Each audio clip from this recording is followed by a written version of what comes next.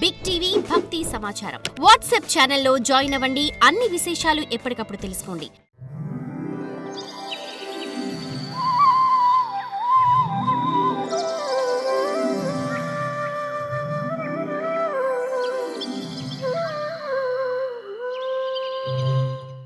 ఈ జీవులను ఆకలి దప్పికలు, వాతపిత్త శ్లేషాదులతో వచ్చేటువంటి తారతమ్యం వల్ల కలిగే రోగాలు, చలి, వేడి, గాలి, వర్షము, కామము అనే అగ్ని విపరీతమైన కోపము నిరంతరము పీడిస్తూ ఉన్నాయి కదా. అదిగాక వీళ్లలో వీళ్ళు ఒకరినొకరు పీడించుకుంటున్నారు. ఇలాంటి వీరిని చూస్తుంటే నా మనస్సు కరిగిపోతుంది. ఓ ఈశ్వర, జీవుడిలో ఇంద్రియ రూపంగాను జగత్తులో ఆ ఇంద్రియాలకు గోచరమయ్యే విషయాల శబ్ద, స్పర్శ, రూప, రస, గంధములు రూపంగాను విస్తరించి ఉన్న భగవంతుడి మాయాశక్తి జీవులను బలంగా బంధించి వేస్తుంది.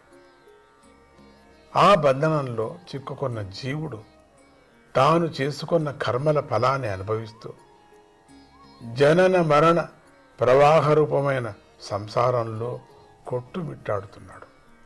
మిథ్య అయిన ఈ సంసారం జీవుడికి ఎన్నో దుఃఖాలను తెచ్చిపెడుతుంది. మానవుడు ఎప్పటి వరకు తన ఆత్మస్వరూపము దేహేంద్రియాల కన్నా విలక్షణంగా ఉండి భగవంతుడి కన్నా భిన్నంగా లేదు కదా అనే సత్యాన్ని తెలుసుకోలేడో అంతవరకు అతడికి ఈ సంసారం తొలగిపోదు. ఓ దేవా, నీ లీలలను వినటానికి గానం చెయ్యటం ఇష్టం లేనివారు మహర్షులే అయినప్పటికీ వారి ఇంద్రియాలు, మనస్సు పగటిపూట వివిధ కర్మాల్లో మునిగిపోయి క్లేశాన్ని, కష్టాన్ని పొందుతున్నాయి.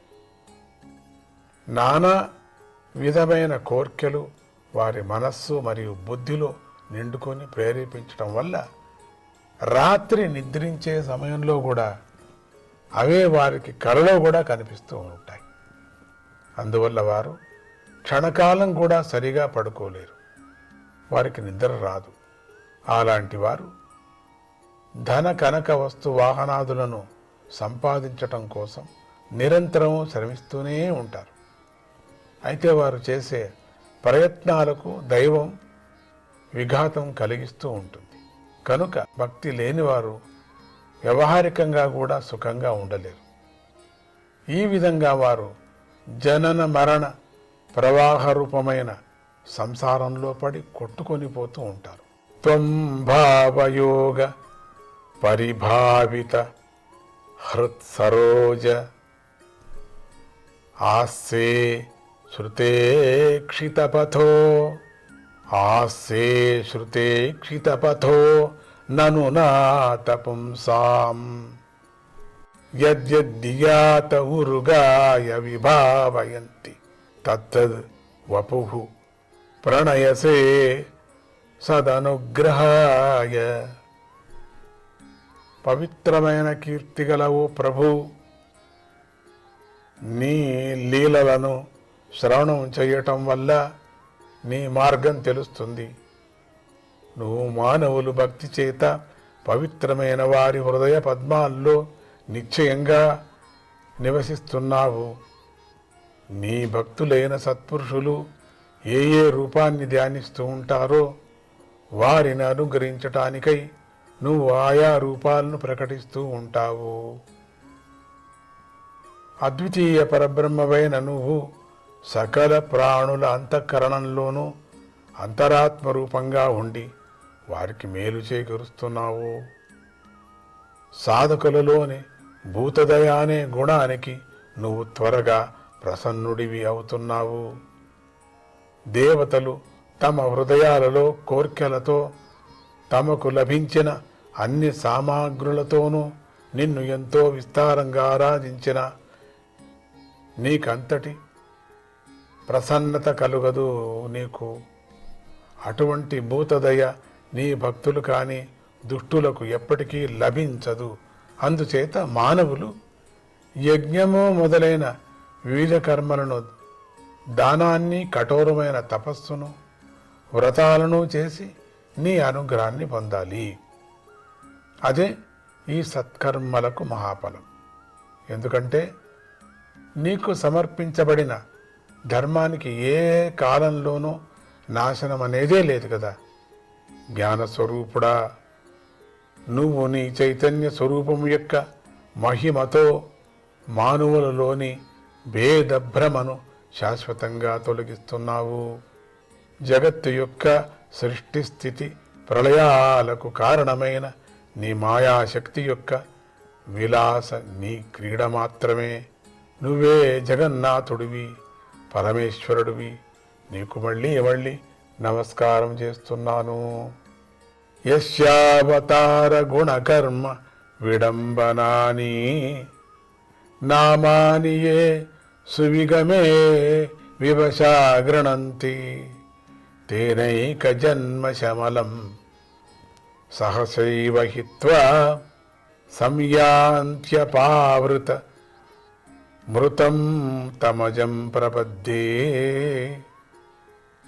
ఎవరైతే ప్రాణం పోయే సమయంలో పరాధీనులై ఉన్నప్పటికీ పరమేశ్వరుడి అవతారాల గుణాలను, కర్మలను సూచించే పవిత్రమైన ఆయన నామాలను పలుకుతున్నారో వారి అనేక జన్మల పాపాలు ఆ క్షణమే నశించిపోతున్నాయి. వారు అజ్ఞానావరణము లేని బ్రహ్మపదాన్ని పొందుతున్నారు. నేను అటువంటి పరమేశ్వరుడిని శరణు వేడుతున్నాను. సాటిలేని పరమేశ్వరుడు తనను ఆశ్రయించుకుని ఉన్న తన మాయాశక్తిని సత్వ, రజస్, తమో గుణాలుగా విడగొట్టడు. ఆ గుణాలను ఉపాధులుగా చేసుకొని బ్రహ్మ, విష్ణువు, రుద్రుడు అనే 3 రూపాలను స్వీకరించి జగత్తు యొక్క సృష్టి స్థితి లయాలను చేస్తున్నాడు. ఆ మాయాశక్తే ఇంకా మార్పు పొంది మరీచి, మనువు మొదలైన ప్రజాపతులకు ఉపాధి అవుతున్నది. ఇలా త్రిమూర్తులే మానులవ్వగా ప్రజాపతులు మొదలైన వారు శాఖోపశాఖలో అవ్వగా పరబ్రహ్మ జగత్తు అనే వృక్ష రూపంలో ప్రకటమయ్యాడు. అటువంటి ఆ భగవంతుడికి నమస్కరిస్తున్నాను. నువ్వు బోధించిన భగవంతుని ఆరాధించటం అనే స్వధర్మం మానవులకు శ్రేయస్సును కలిగిస్తుంది.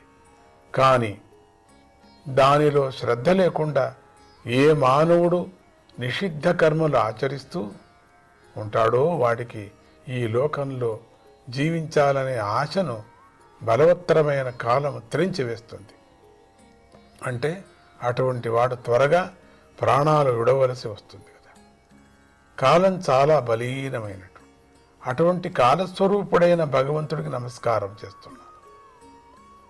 అన్ని లోకాల చేత పూజింపబడేది మరియు 2 పరార్థాల కాలం నిలిచి ఉండేది బ్రహ్మలోకం. పరార్థం అంటే 1000 మహాయుగాలు, 1 పగలు. లెక్కన అంటే 1000 సంవత్సరాల కాలమని. అటువంటి బ్రహ్మలోకాన్ని అధిష్ఠించి ఉన్నటువంటి నేను బ్రహ్మ కూడా కాలానికి భయపడతాను.